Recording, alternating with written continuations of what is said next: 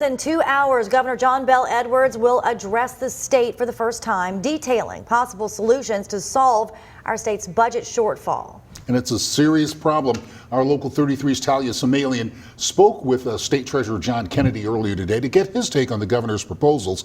She joins us now live in studio with more on Kennedy's reaction. Talia? Fred, I can tell you Kennedy does not support the governor at all when it comes to how to fix our budget crisis. For weeks now, these two have been going back and forth, tearing each other down.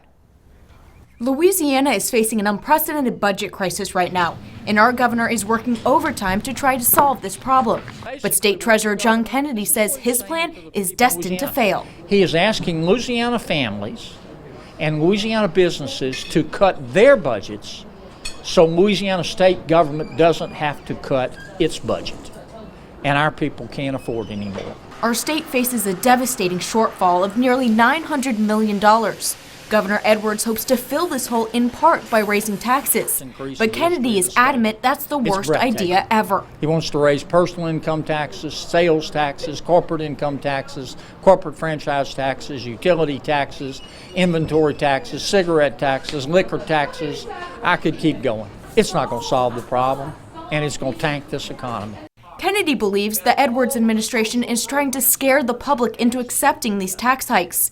He says we're not nearly as bad off as they're making it seem, and all this talk of shutting down LSU and crippling our state's health services is just political propaganda. And the world's going to spin off its axis. I've heard that so many times, and so have the people of this state. Give me a break. Let's cut the hysterics, let's cut the drama, and let's have a rational discussion about how we can live within our means. Kennedy says there are lots of other options on the table to deal with this budget shortfall. 300 of them right here. In fact, he sent the governor over 400 suggestions on how to cut spending and increase revenue in our state. But he says the governor hasn't taken him up on his offer to hear more.